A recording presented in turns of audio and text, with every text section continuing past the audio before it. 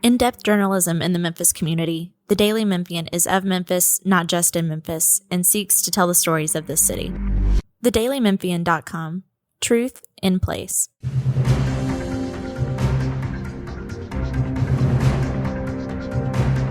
I'm Bill Dries with the Daily Memphian. We record this Tuesday, April 16th, 2024. We are joined by Memphis artist Lonnie Robinson, and this is On the Record. Mr. Robinson, you're one of two visual artists, the other being Sharday Michelle, who are working on new stained glass images for the restored Clayborn Temple, images of the 1968 sanitation workers' strike and its daily marches that began and ended there. The church also serving as an organizing center of the strike by 1,300 workers. The streets bordering the church were where marchers gathered for those marches, and in the decades to come, the marches that commemorated the strike, the assassination of Dr. Martin Luther King Jr., and other causes in our city's history. Let's start with the images of 1968, who we were as a city then, now reaching the point 55 years later that these are images in stained glass. Tell me how the creative process works on what to portray and what is possible to portray from the vivid imagery of that year and that time. Well, we really started with the research of the story itself. I mean, they really wanted to tell as much as they could in the stained glass windows about both the strike as well as the event that took place. I think it was April 3rd before, or the original march that turned into a bit of a riot. Right. What I did was basically went back to my history books that I had collected on my own on the civil rights movement, and coupled those with references that were provided by the Clayborn Temple institution itself. But I did a lot of reading. I wanted the images that were in the book to be directly, at least the pictures of the people, I wanted to take directly from the photos that were in the book because I wanted it to be as accurate as possible. But I spent more than a month just refreshing myself on the actual events that took place at that time. Right.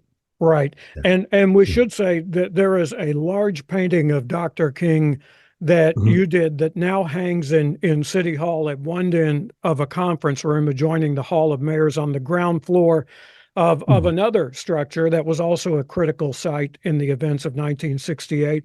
And I have Absolutely. to say, it really dominates the room there, which is really interesting to think about, given that the people who use that room are city leaders who are filling the same roles that city leaders held in 1968. Absolutely. Absolutely. I was very proud of that painting being in that building for that very reason. I was commissioned to do that painting in 2018, part of the MLK 50th celebration. Um, I was asked originally if I could put the modern skyline in the picture to indicate just that MLK 50th. And I didn't want to really do anything that literal. So what I was able to do was still put the modern skyline there, but I put it in his eyes. And you have to look really close, but it's there. But no, I had done a painting of Dr. King that hung in the Civil Rights Museum for a little bit more than 15 years before they did the redesign. And for the longest, I was very proud of that. It's in their acquisition. Well, it's in their, what you say, in their storage now. They keep it and they exhibit it when they have specific things for Dr. King. But the painting in City Hall, I'm very proud of for the significance that's where a lot of the fights took place, that made a lot of the governmental changes that took place. So Clayborn Temple's role in the strike, and as you mentioned, the aftermath of the march that ended in violence. Violence, right?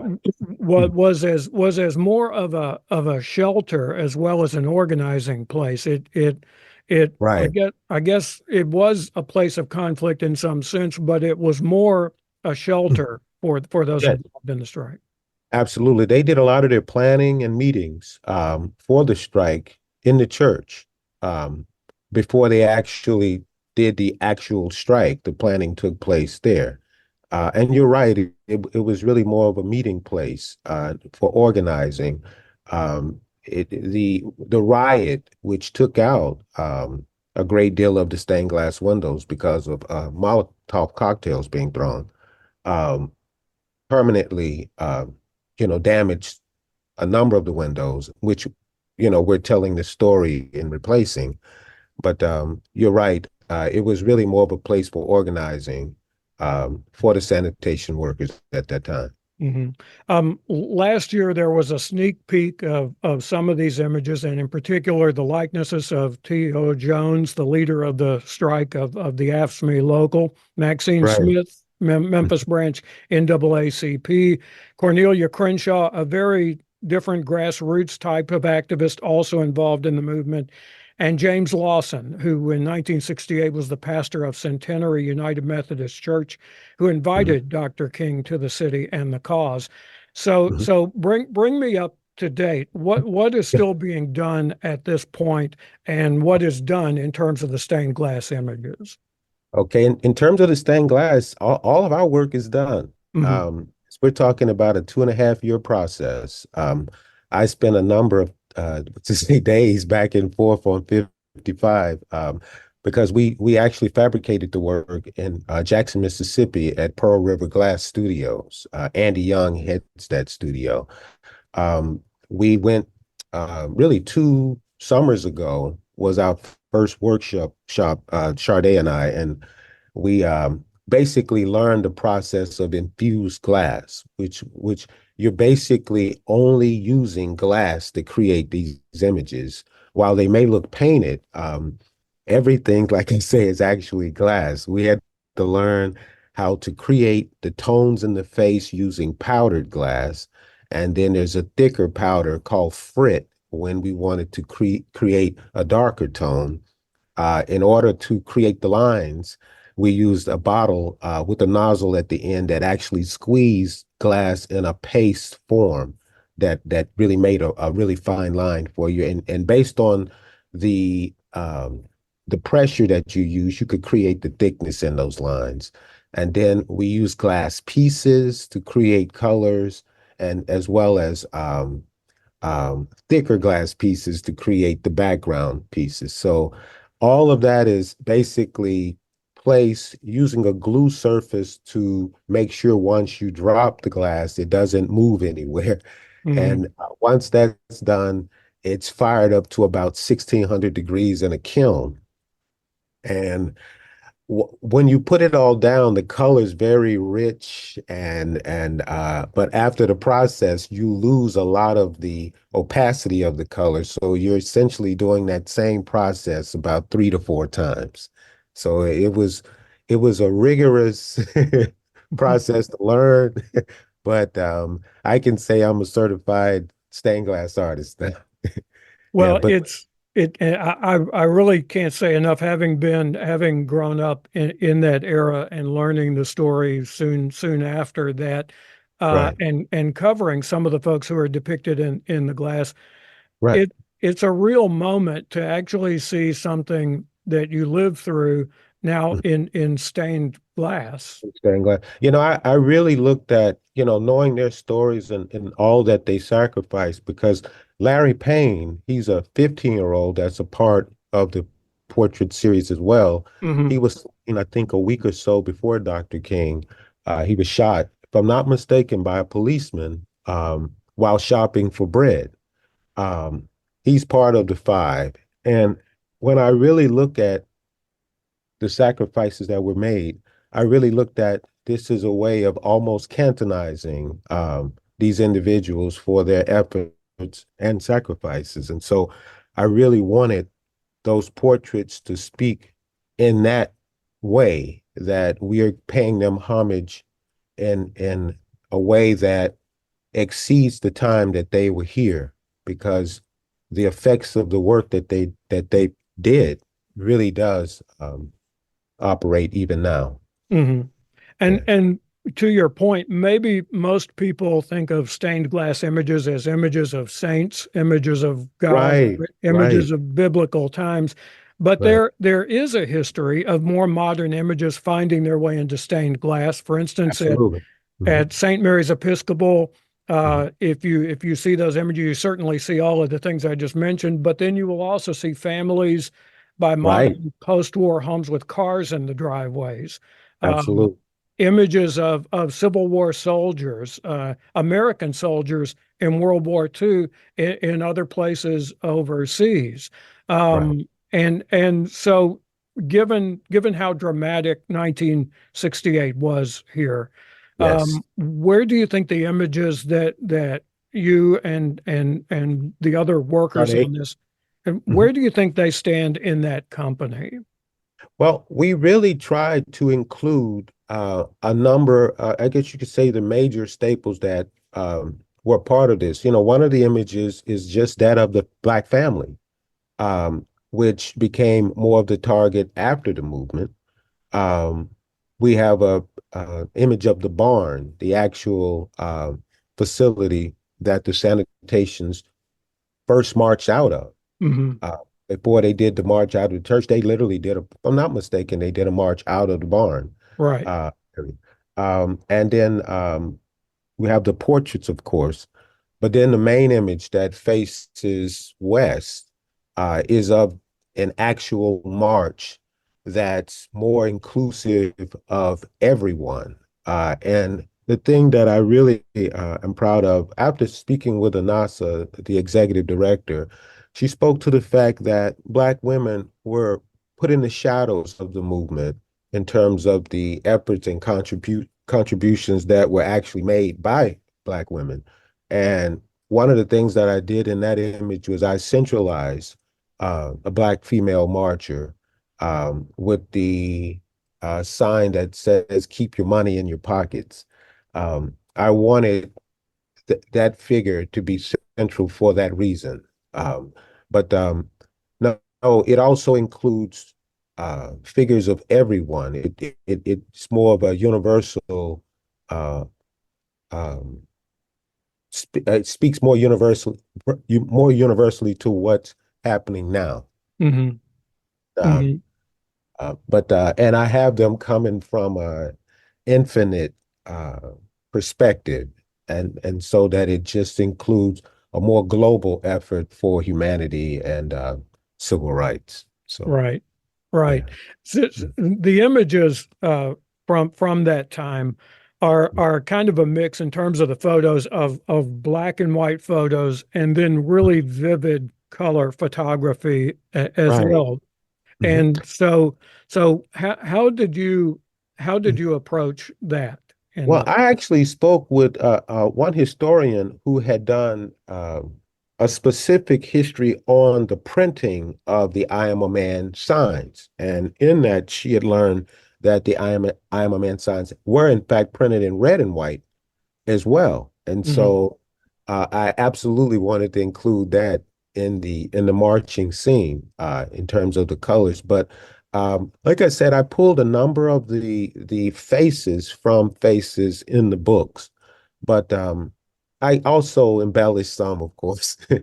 But I wanted them to be in a great perspective, coming right out at the audience, and really to include every kind of person, and it really does speak more to, like I said, as today than it did specifically in that period, even though we're telling that story. I wanted to connect it all the way up to this point.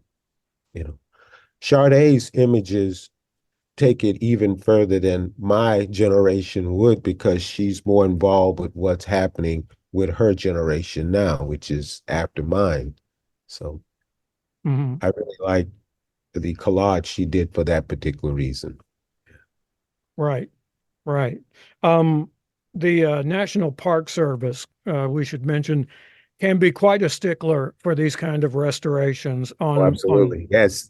yeah, on and the reason why it is because there are historical tax credits that go to the financing of the project in some Right. cases. And Right. I understand the agreement on this was that the new stained glass images Mhm. can go up in place of others that were damaged, and that in at least some cases, Mhm. you found some of the old stained glass that Mhm. you were able to use again. Is that Yes, correct? yes, yes. They were able to restore quite a bit of the stained glass that had either been affected by aging or the elements. Um, but what we did in the onset, we made sure that the colors that we use were in coordination with the existing colors in the existing stained glass. So those were part of the guidelines even for the artists that were entering the contest to do the stained glass. And we stuck to that process um, throughout in terms of our color choices. Um, and in terms of other, we didn't have a lot of restraints in terms of how we went about it. But it was important to me that I literally told the story. I didn't want to lend so much to abstraction in the images. I really wanted to tell it like it is, or tell it like it was, so to Mhm. speak. Yeah. Yeah, because it's hard, I think, for us in our everyday lives, which I think is how most people will encounter these, to imagine just how dramatic it was and all of the attention Mhm. that had come to focus on the city that people may read about this in history textbooks and think, oh well, this was a labor issue, and Right. it wasn't. There were No, some it was leaders. not. No, Yeah, there it was were a humanity issue. yeah, Yes. Yeah. and there were some elected leaders at the time who assumed that that's what it was, and that Mhm. influenced how they thought they should handle this. And Right. it was a big mistake on their part.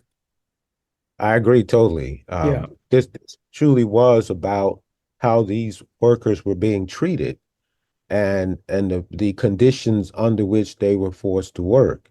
Um, I remember as a kid hearing the term garbage man, and I always thought it was a very derogatory term in the sense that yes, it described their occupation, but it had a negative lean in the sense that these men were being equated with the value of garbage and being treated as such. Having, the story of the two men who lost their lives out in the rain, staying in the truck, which prompted, the march and everything. I mean, I can't imagine that you having those kind of working conditions where you're literally staying in the back of a garbage truck to stay out of the rain because you're not allowed to go in the facility as your white counterpart. It was we're talking about a really dark time in that Mhm. sense. Yes. Right. So, but you're right. That's far more than about labor. It's about human condition and um, just humanity in general. Yes. hmm Yes. hmm So, So you and Charday got mhm. got kind of a crash course in stained glass, which Yes, we did. Yes. Yes, which we I did. I believe has evolved over time, because I think Yeah. originally this was Mhm. working in lead, which is Mhm. hazardous to your health.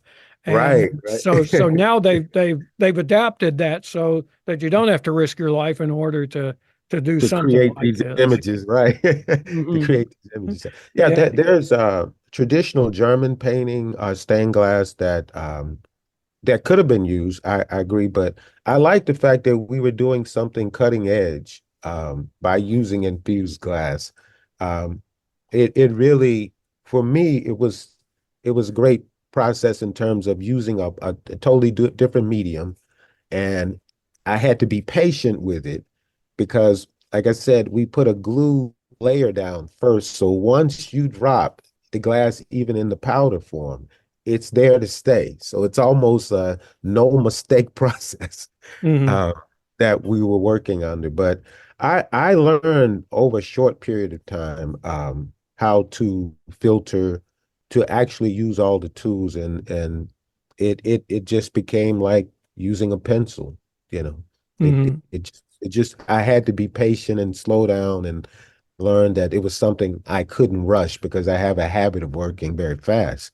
But once I got my rhythm, um, I really got into the process. I wanted to be part of the fabrication process even more because I saw at the studio a number of the samples of portraits that had been done by the studio artist at Pearl River Glass.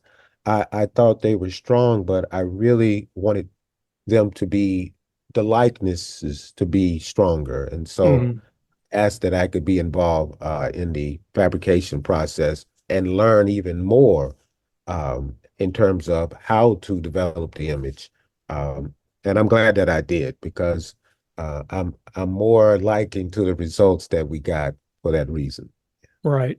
And a final point, for people who don't know about the existing windows there, Mhm. there are these beautiful floral images and Yes. designs.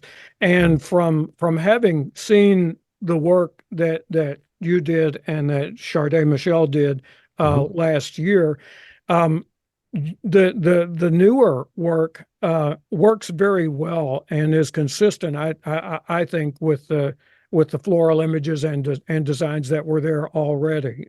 Uh, Thank you. Thank you. That really was a huge goal of ours to make sure that it all worked together. And I know by limiting it to the colors that were there with the existing glass, that definitely helped.